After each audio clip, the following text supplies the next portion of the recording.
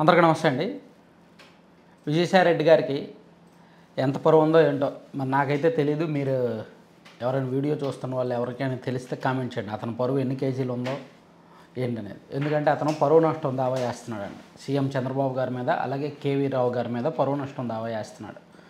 ఎందుకంటే తన మీద అసత్య ఆరోపణలు చేశారంట వీళ్ళు. కాకినాడ పోర్టులో అక్రమంగా వాటాలు తీసుకుంది అరబిందో రియాలిటీ అనే సంస్థ. దానిలో విజయసాయిరెడ్డి గారి ప్రమేయం ఉంది. సో విజయసాయిరెడ్డి గారి మీద కూడా A2 విజయసాయిరెడ్డి గారు ఆ కేసులో, A1 విక్రాంత్ రెడ్డి గారు, వైవి సుబ్బారెడ్డి గారి అబ్బాయి విక్రాంత్ రెడ్డి గారేమో A1, విజయసాయిరెడ్డి గారు A2. అట్లా చాలామంది ఉన్నారు. విజయసాయిరెడ్డి గారు అల్లుడు వీళ్ళందరూ ఉన్నారు.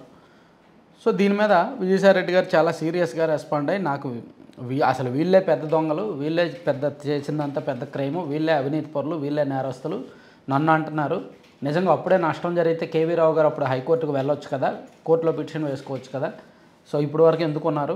వీళ్ళది అధికారం వచ్చిన తర్వాత అక్కడ పెత్తనం చెలాయించడానికి ఇదంతా చేస్తున్నారు అని చెప్పి నా మీద అసత్య ఆరోపణలు చేసినందుకు గాను పరువు నష్టం దావా వేస్తానన్నారు. మొన్న కూడా జగన్మోహన్ రెడ్డి గారు ఏదో ఈనాడుకి ఆంధ్రజ్యోతికి లీగల్ నోటీసులు పంపించారు.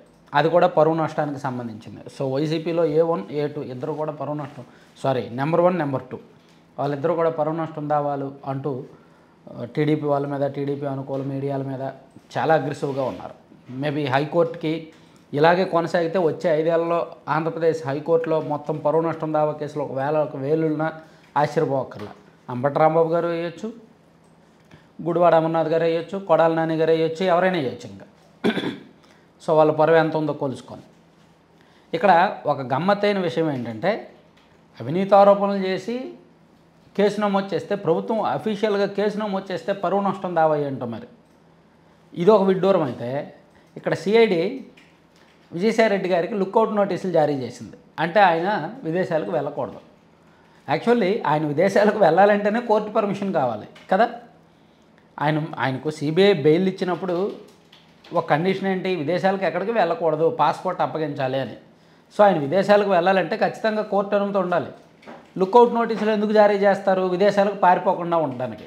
ఆల్రెడీ ఆయన కోర్టుకు లోబడి, బెయిల్ కండిషన్లకు లోబడి విదేశాలకు ఎక్కడికో వెళ్ళడంలా, మొన్న మధ్య యూరోప్ ఎక్కడికో వెళ్ళి వచ్చేశారు. సో అటువంటి వ్యక్తికి ఆల్రెడీ బెయిల్ కండిషన్ల మీద ఉంటూ విదేశాలకు వెళ్ళే అవకాశం లేని వ్యక్తికి వీళ్ళు ఇంకా లుక్అవుట్ నోటీసులు జారీ చేశారు. ఎయిర్పోర్ట్లో ఎక్కడైనా దొరికితే పట్టుకోండి, అతను వెళ్ళనే వద్దు అని. ఇది ఒక విడ్డూరంగా ఉందన్నమాట.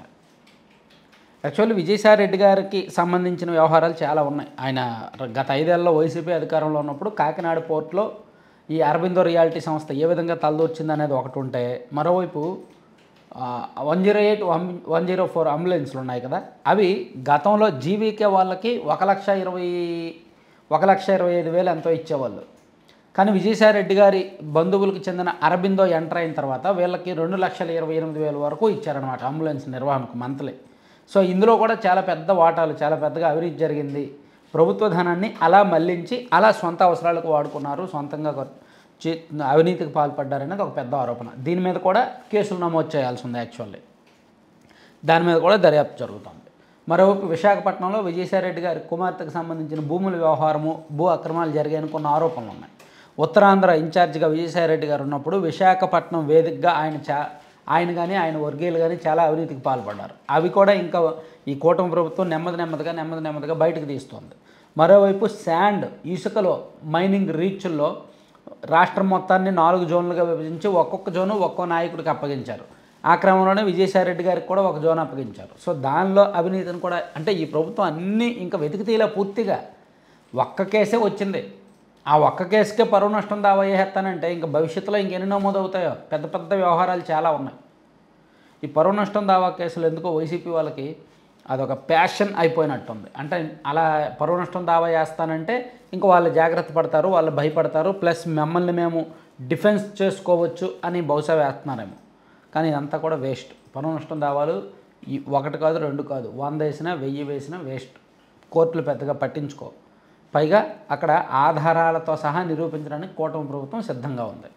ఏ విధంగా వాటాలు మళ్ళీ అయ్యి, కాకినాడ పోర్ట్ నుంచి అరబిందో రియాలిటీకి ఏ విధంగా వాటాలు మళ్ళీ అయ్యి, ఎంత వాటాని, ఎంత విలువైన వాటాని ఎంత తక్కువ కొన్నారు, ఎలా బెదిరించారు అనే ఆధారాలన్నీ వాళ్ళు సేకరించారనమాట.